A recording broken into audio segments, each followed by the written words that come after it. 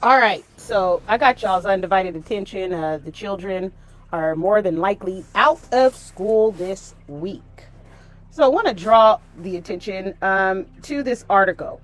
Okay, Fortune Success Teachers. Okay, it says here America's public schools are on their last legs. Well, we've been saying that for years.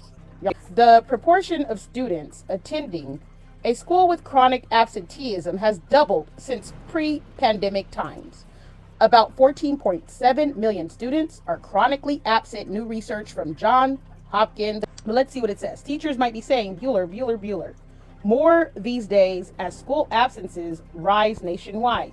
The proportion, let me close the with higher extreme levels of chronic absenteeism jumped from 26% in 2017-18 school year to 66% in 21 and 22 school year, according to an analysis of government data from Everyone Graduates Center at Johns Hopkins University and Attendance Works. It is not just one day of pretending to be sick while watching Judge Judy. To be considered chronically absent, a student has to miss at least 10% of school days. During the most recent surveyed year, about 14.7 million students, or 29.7%, fell into this category.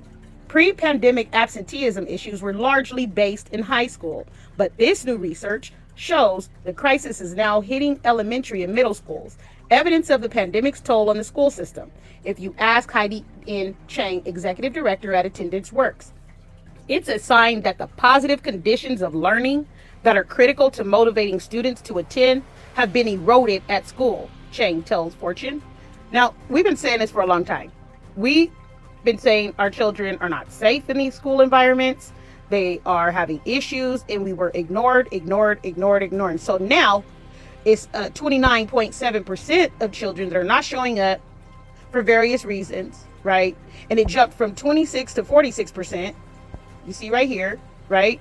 And in not a long amount of time. It took about 4 years for them to get the message, right? And so, interestingly enough, there's various reasons why, but among those reasons, I know for a fact that parents don't want to send their children to school when they're under duress or, basically oppression, right? Black parents been saying this for a long time, but now we voting with our feet.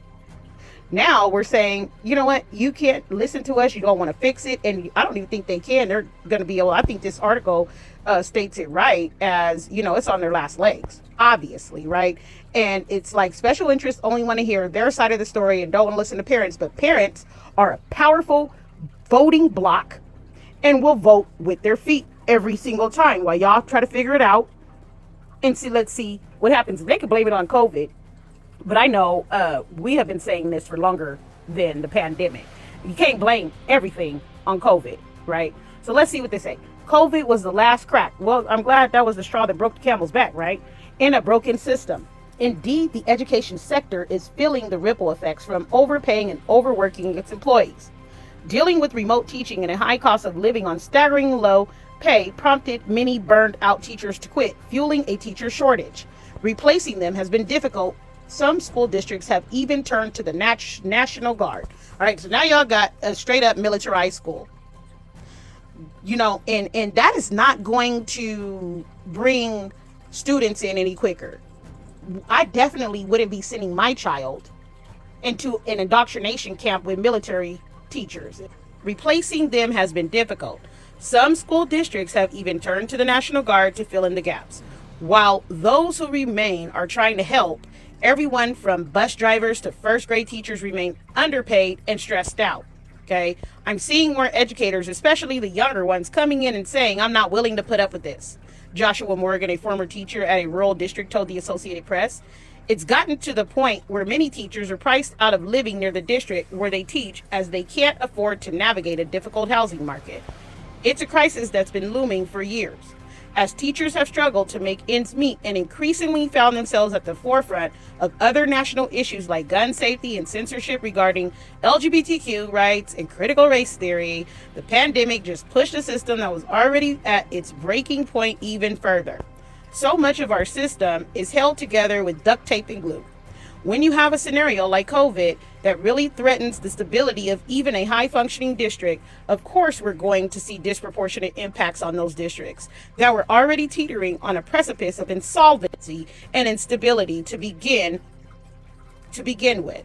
Jess Gardner, founder of Alavu, a education finance technology company, told The Atlantic. More funding for stronger relationships. The lack of investment in public schools and the shortage of educators has created a declining educational system. Testing scores have suffered in part as school districts struggle to bounce back from learning disruptions during remote schooling. While dealing with teacher development and staffing issues, according to a study from the Center on Reinventing Public Education, and students have been missing school at record rates since they reopened during the pandemic. The Johns Hopkins University and Attendance Works data is just the latest research on plummeting school attendance. Stanford University education professor Thomas D. and the Associated Press compiled data that found an estimated 6.5 million additional students became chronically absent. And some students have left the public school system entirely. Enrollment in K-12 dipped by 1.2 million students during the 2021 and 2022 school year. A separate research finds, particularly among kindergarten students and remote-only schools, some of these children turn to private schools or homeschooling instead.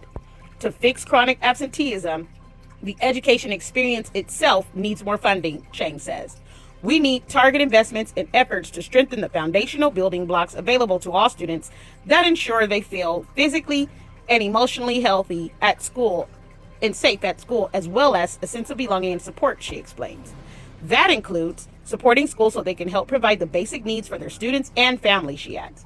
But the key might lie in establishing strong relationships between teachers and their students, she says, but that's hard to do with the high levels of turnover and already overworked educators. Every time I talk with a district that is making progress reducing chronic absenteeism, the single most common feature I hear about is that they use relationship building, says Chang, who explains that these relationships can help motivate students or families that need help sharing their barriers in getting to school. But at the same time, relationship building also requires investing in the adults working in the school. And so I got something to say about this today, because there's a whole article talking about success in teachers and relationship building, and it doesn't mention the parents at all. And see, that is the problem, right?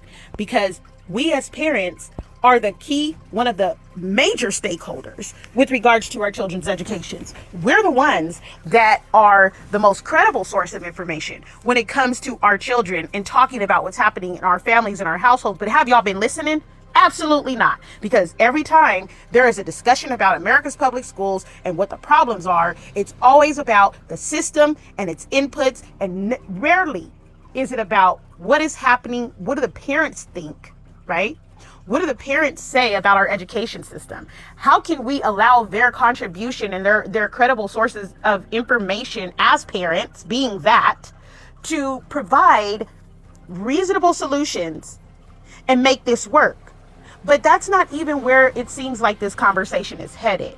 And so the school enrollment will continue to decline. And parents have decided essentially that they're voting with their feet.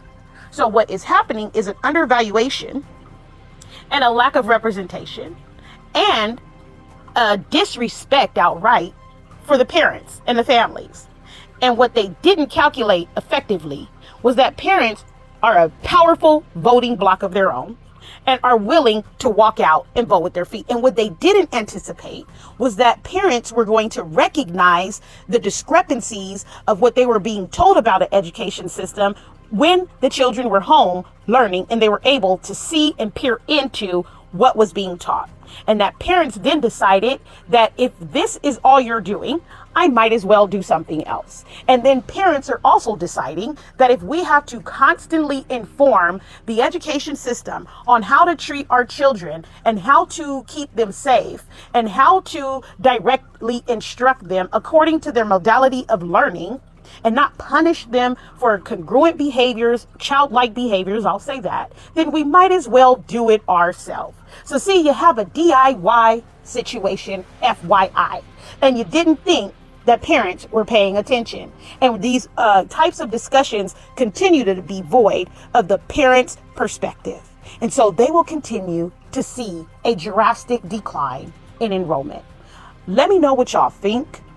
Definitely want to hear your opinion about these types of discussions on the failure of the K-12 public school system and what you believe should happen with regards to parents